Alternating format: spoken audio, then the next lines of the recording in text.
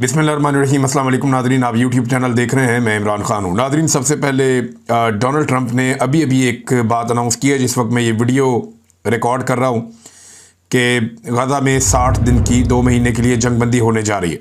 इसमें कतर का और यूएई का और मिस्र का बड़ा इंपॉर्टेंट रोल होगा आने वाले दिनों में। और एक नया फार्मूला है फ़लस्तीन को लेकर, इसराइल को लेकर कि गज़ा में जंगबंदी हो जाएगी और फ़लस्तीनियों का कत्लेआम रुकेगा। गुज़िश्ता चंद दिनों से हम देख रहे थे कि रोज़ाना की बुनियाद पे 80 से 100 फ़लस्तीनियों को शहीद किया जा रहा था जब से ईरान की और इसराइल की जंगबंदी हुई है, तब से अब तक। इस पर हम बात करेंगे इंशाल्लाह, तफ़सीलात आपके सामने रखेंगे। लेकिन इमरान खान साहब का एक स्टेटमेंट आया और ये उनके अपने ट्विटर हैंडल से शेयर किया गया है। ये उनका मुसद्दिक़ा बयान है, यानी ये जो इमरान खान साहब ने एक्चुअली कहा, ये मैं आपके सामने रखने वाला हूँ। साबिक़ वज़ीर-ए-आज़म इमरान खान साहब ने कहा कि जाली पार्लियामेंट के जरिए 26वीं के बाद 27वीं तरमीम लाने का तकल्लुफ़ करने की बजाय खुलकर बादशाहत डिक्लेयर कर देनी चाहिए, क्योंकि मुल्क पर इस वक्त मुकम्मल तौर पर डिक्टेटरशिप मुसल्लत है। पाकिस्तान की बुनियाद ला इलाहा इल्लल्लाह है। ये कलमा इंसान को हर किस्म की ग़ुलामी से आज़ादी देता है। पाकिस्तान को बड़ी कुर्बानियाँ देकर अंग्रेज़ से आज़ाद करवाया गया ताकि एक ऐसा मुल्क बने जहां हर शहरी को शख्सी आज़ादी हासिल हो, मगर यहाँ हालात बिल्कुल बरअक्स हैं और एक माफिया पूरी कौम को ग़ुलामी में मुब्तला रखना चाहता है। मैं जेल की काल कोठरी में रह लूँगा लेकिन ग़ुलामी कबूल नहीं करूँगा। मेरा तमाम लोगों को पैगाम है कि सबको ऐसी ग़ुलामी पर कैद को तरजीह देनी चाहिए, क्योंकि जब हम बाहर आज़ाद ही नहीं हैं तो फिर ऐसी रिहाई का क्या फ़ायदा। अल्लामा इकबाल का शाहीन ऊंचा उड़ता है, वो किसी का ग़ुलाम बनकर नहीं रहता। पूरी कौम खुसूसन तहरीक इंसाफ के वर्कर्स और सपोर्टर्स को पैगाम देता हूँ कि आशूरा के बाद मुल्क में जारी जुल्म के निज़ाम के ख़िलाफ़ तहरीक का आगाज़ करें। मेरे लिए इस ग़ुलामी के निज़ाम को कबूल करने से बेहतर मौत है। मेरी आवाज़ हर तरह से दबाई जा रही है ताकि लोगों तक मेरा पैगाम ना पहुँच सके और जबर के ख़िलाफ़ कोई खड़ा होने वाला ना बचे। लेकिन मैं आखिरी सांस तक जुल्म के ख़िलाफ़ डटा रहूँगा और मेरा अपने रब पर यकीन है कि पाकिस्तान से जुल्म का साया जल्द ख़त्म होगा। जमहूरियत में 4 चीज़ों की बड़ी अहमियत होती है: वोट का हक़, कानून की हुक्मरानी, इखलाकियात और आज़ाद मीडिया। 26वीं आईनी तरमीम ने इन चारों को ख़त्म करके रख दिया है। वोट का हक़, जब एक डिक्टेटर आता है तो उसे वोट की ज़रूरत नहीं होती, वो तो डंडे के ज़ोर पर मुल्क चलाता है। जिस तरह फार्म 47 वाली असम्बलियाँ बनाई गई हैं, अब मखसूस नशस्तें बांटी गई, इससे अवाम को यह एहसास दिलाया गया है कि इनके वोट की कोई अहमियत नहीं है। नंबर 2, कानून की हुक्मरानी। अदलिया को हुकूमत ने एक झेली महकमे में तब्दील कर दिया है। अदालतें अपनी मर्ज़ी के जजेस से भर दी गई हैं और आज़ाद जजेस के हाथ पाँव बांध दिए गए हैं। ऐसा सिर्फ मार्शल लॉ में ही होता है। नंबर 3, मुआशरे की इखलाकियात। इस तरमीम से मुआशरे में इखलाकियात दफन कर दी गई हैं। असम्बलियों में ऐसे लोग बिठा दिए गए हैं जो आवाम के मुंतखब नुमाइंदे नहीं हैं। अरकान असम्बली की खुलेआम खरीदो फरोख्त जारी है और अदलिया भी इसी माफिया के अंगूठे के नीचे है। नंबर 4, आज़ाद मीडिया। डिक्टेटरशिप में मीडिया को मुकम्मल तौर पर जंजीरों में जकड़ दिया गया है। आज़ादी इज़हार राय पर मुकम्मल पाबंदी है। आज़ाद सहाफ़ियों को निशाना बनाया जा रहा है और बाकियों को ख़रीद लिया गया है। एहतजाज बुनियादी जमहूरी और आइनी हक़ है, लेकिन पंजाब असम्बली में एहतजाज करने वाले हमारे 26 अरकान असम्बली को मुअत्तल कर दिया गया। अहमद बच्चड़ और तहरीक इंसाफ के MPAs शाबाश के मुस्तहिक हैं, जिन्होंने फ़िरौनों को चैलेंज किया। जब तक हमारे 26 अरकान बहाल नहीं होते, हमारे अरकान अपनी असम्बली बाहर लगा लें। फार्म 47 की 2 नंबर असम्बलियाँ वैसे भी अवाम की नुमाइंदगी नहीं कर रही। ये जनाब इमरान खान साहब ने बातचीत की है अपनी फैमिली से। जुल्फ़ी बुखारी ने इमरान खान साहब के बारे में एक ट्वीट किया और जो तकालीफ है इमरान खान साहब के हवाले से वो बताई हैं उन्होंने।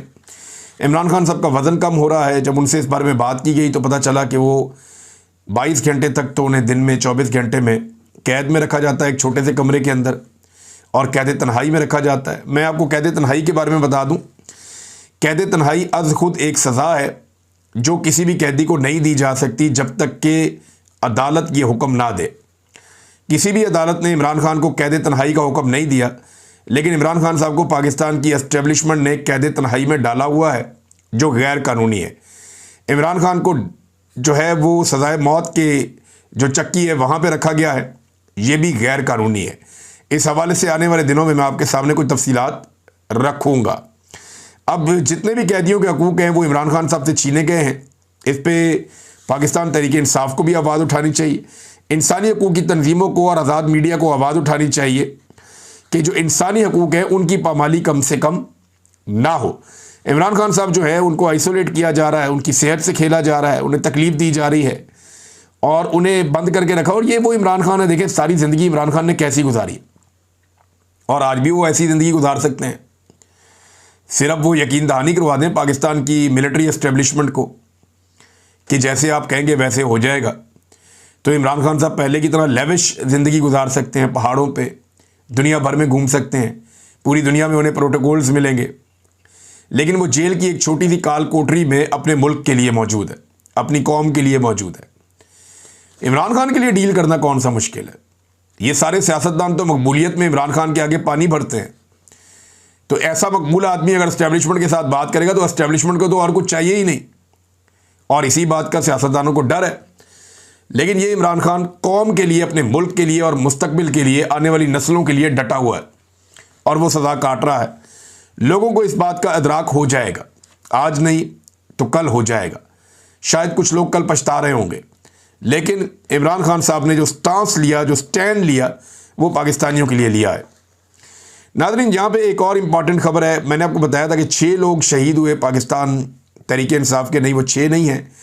अब तस्हीह के साथ एक डाटा आया, मोहम्मद उमैर साहब ने इसको शेयर किया है। 9 मई केसेस में जेल के बाद वफ़ात पाने वाले 6 नहीं 8 लोग हैं, और इनमें से 7 जो है वो कैंप जेल वाले हैं और 1 कोट लखपत जेल वाला है। कैंप जेल में जो है वो पीने का साफ पानी भी नहीं था, लोग वॉशरूम्स का पानी पीते रहे हैं। हेपाटाइटिस बहुत सारे मरीज़ों को हुआ। अब इनकी जो नाम और तारीख़ वफ़ात है वो ये है कि यूसुफ खान, ये जनाब 2023 में 10/12 को इनका इंतकाल हो गया था, हार्ट अटैक हुआ था। 1 महीना ये जेल में रहकर आए थे।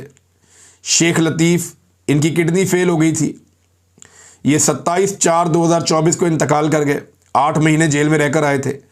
मुजाहिद शाह, तारीख़ वफ़ात 20/5/2024, इन्हें हेपाटाइटिस हुआ, 11 महीने जेल में रहकर आए थे।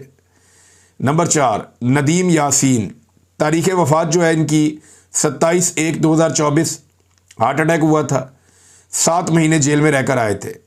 नंबर 5 आबिद रफ़ीक, तारीख़ वफ़ात 4/2/2024, किडनी फेल हुई थी, 10 महीने जेल में रहकर आए थे। नंबर 6 वकास गुज्जर, कोट लखपत जेल, तारीख़ वफ़ात 24/6/2024, इन्हें कैंसर हुआ और 1 महीना जेल में रहकर आए थे। नंबर 7 अब्दुल्ला आलम, तारीख़ वफ़ात 13/4/2025, कैंसर हुआ और जेल में 4 महीने रहकर आए थे। नंबर 8 इफ्तिखार जट, तारीख़ वफ़ात 30/6/2025, हेपाटाइटिस हुआ, जेल में 10 महीने गुजार कर आए, और जो इनके साथ किया गया बाद में अदलिया की जानिब से वो भी इंतहाई अफसोसनाक रवैया है। एक तरफ तो हुकूमत ये जुल्म कर रही है, जुल्म की दास्तानें रकम कर रही है, दूसरी तरफ अवाम के ऊपर 3 बड़े खौफनाक अटैक हुकूमत ने फौरी तौर पे किए हैं। नंबर 1, बिजली के यूनिट में जो कमी का ऐलान किया गया था कि 7 रुपये 41 पैसे यूनिट कम कर दिया जाएगा बिजली का, जो नहीं किया गया। आम आदमी को ये रिलीफ नहीं मिला। बहुत सारे लोगों से मैंने राब्ता किया, क्या आपकी बिजली जो है उसकी कीमत कम हुई? तो बेशतर लोगों ने कहा जी कम नहीं हुई, बल्कि हमें ऐसा लगता है हमें ज़्यादा बिल आ रहा है, अजीबोगरीब तरीके से हमें बिल आ रहा है। 12 बिजली के यूनिट में जो रिलीफ इन्होंने अनाउंस किया था, जो दिया नहीं गया था 7 रुपये 41 पैसे, वो आवाम को दिए बगैर ख़त्म कर दिया गया, अब कोई रिलीफ नहीं है। नंबर 2, इन्होंने पेट्रोल का बम मारा आवाम के ऊपर, 350 रुपये लीटर पे इन्होंने पेट्रोल पहुंचा दिया। गैस की कीमतों में इन्होंने एक मरतबा फिर इजाफा कर दिया, फिक्स चार्जेस भी बढ़ा दिए, 50% वहाँ पे इजाफा कर दिया है। और अभी आप सुनेंगे फील्ड मार्शल साहब या वज़ीर आज़म साहब वो स्टेटमेंट दे रहे होंगे जनाब के देखा हमने डिफ़ॉल्ट से मुल्क को बचा लिया।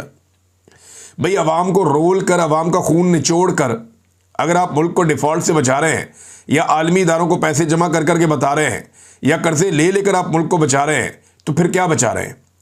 शहबाज शरीफ पाकिस्तान की तारीख का ये पहला वज़ीर आज़म है जिसने 3 सालों में IMF के 4 रिकॉर्ड प्रोग्राम्स लिए, 3 सालों में 4 IMF के प्रोग्राम्स लिए।